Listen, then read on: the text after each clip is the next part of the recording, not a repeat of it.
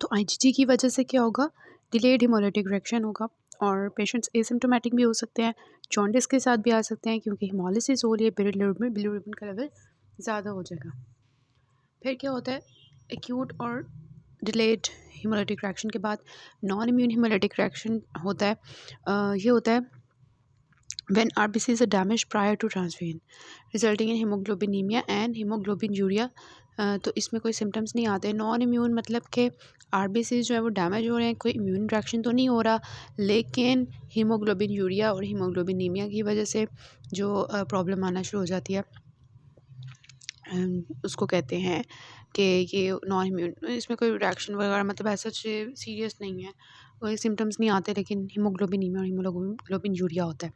Allergic reaction में जो चीज़ याद रखने वाली है कि जो हमारी प्लाज्मा प्रोटीन्स होती हैं ना, उनकी वजह से एलर्जिक रिएक्शन होता है, पीपी। ठीक है, उनके अगेंस्ट जो रिएक्शन होता है बॉडी का, जो डोनर का ब्लड होता है, उसकी जो प्लाज्मा प्रोटीन्स होती हैं, उसके अगेंस्ट बॉडी जो रिएक्शन शो करती है पेशेंट की, उसको कहते हैं एलर्जिक रिएक्शन होना। जो the most common type of reaction होता है ड्यूरिंग ट्रांसमिशन। इसमें क्या हो गया, ऑब्वियसली क्योंकि एलर्जिक रिएक्शन है तो इसमें हाइव्स होंगे, इचिंग होगी, रैश होगी, अर्टिकेरिया होगा, ब्रोंकोस्पैज्म होगा। इसको ट्रीट कैसे करेंगे, क्योंकि ये एलर्जिक रिएक्शन है, इसमें हिस्टामीन होगी, तो उसको ट्रीट करने के एंटी हिस्टामीन्स देंगे। और फिर हम जो है वो कभी कभार ये सीरियस भी हो सकता है, इसलिए हमें अमाइनोफाइलिन और एपिनेफ्रीन की ज़रूरत पड़ेगी।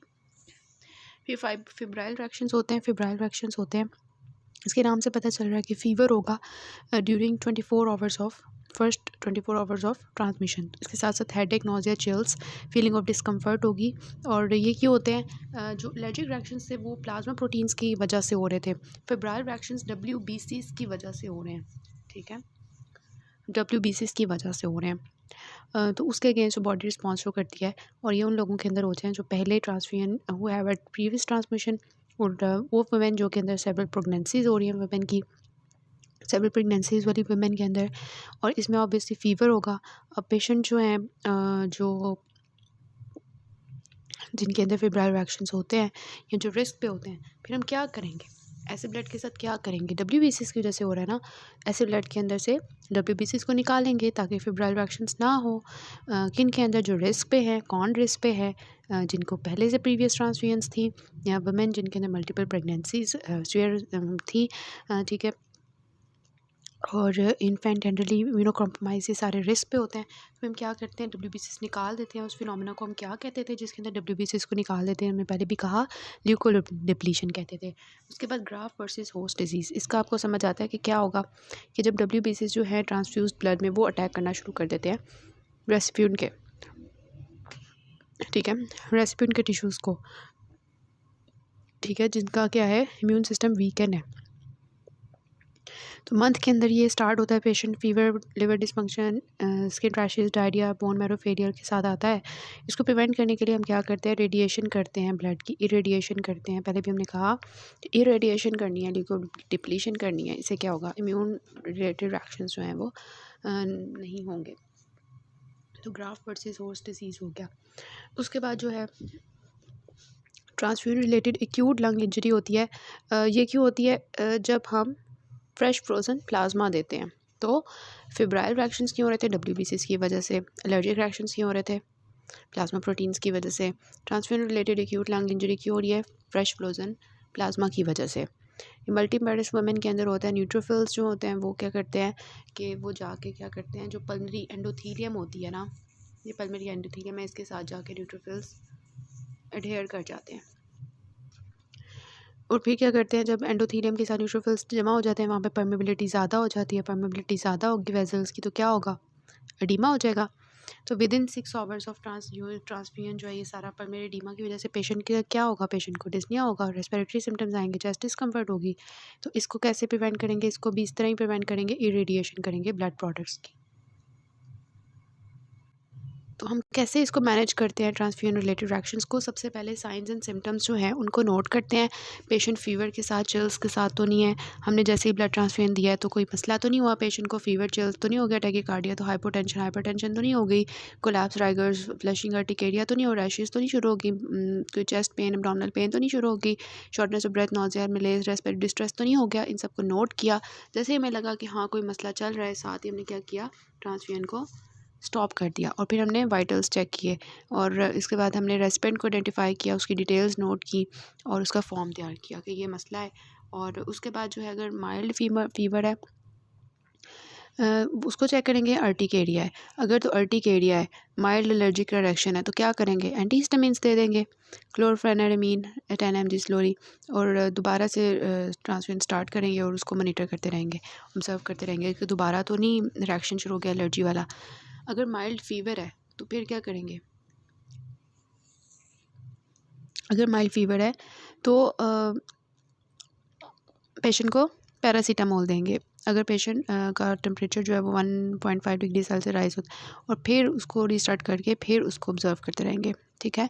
लेकिन अगर पेशेंट को फ़ीवर भी नहीं है, अर्टिकेरिया भी नहीं है, फिर आपने सोचना है कि कहीं एबीओ इनकम्पैटिबिलिटी तो नहीं थी, मैंने कोई मिसमैच ब्लड तो नहीं लगा दिया, ठीक है। क्योंकि मुझे लग रहा है कि जो मैंने ब्लड लगाया है उसकी वजह से फिब्राइल रिएक्शन भी नहीं हो रहा, उसकी वजह से एलर्जिक रिएक्शन भी नहीं हो रहा। मुझे लग रहा है कि अब एबीओ इनकम्पैटिबिलिटी, अब दोबारा देखोगे कि मेरा पैक जो था और पेशेंट का जो पैक था वो सेम था। अगर तो जो है वो सेम था, अगर वो सेम नहीं था मतलब वाकई में मिसमैच था, फिर आप ये करोगे कि आप जल्दी से उसको स्टॉप करोगे, ब्लड बैंक को नोटिफाई करोगे मैंने गलत लगा दिया ब्लड। अब मैं और फिर आईवी सॉल्यूशंस, आईवी सलाइन लगाओगे, उसका यूरिन आउटपुट देखोगे, मेंटेन करोगे उसको, फिर समाइड दोगे। अगर आउटपुट फॉल कर रहा है फिर आप, अगर डीआईसी है उसको ट्रीट करोगे और अप्रोप्रिएट ब्लड कंपोनेंट से, मतलब जो डीआईसी के लिए कोagulation फैक्टर्स चाहिए होते हैं वो दोगे और फिर इन्फॉर्म करोगे हॉस्पिटल ट्रांसफ्यूजन डिपार्टमेंट को, ठीक है। लेकिन अगर आपने कहा नहीं मैंने तो मिसमैच नहीं किया, तो अब देखो कि कोई एलर्जिक रिएक्शन तो नहीं शुरू हो गया स्वीयर किस्म का, ठीक है। अगर तो हाँ शुरू हो गया स्वीयर एलर्जिक रिएक्शन, फिर आप देख उसमें क्या क्या चीज़ें होंगी, कैसे पता चलेगा स्वीयर एलर्जिक रिएक्शन है।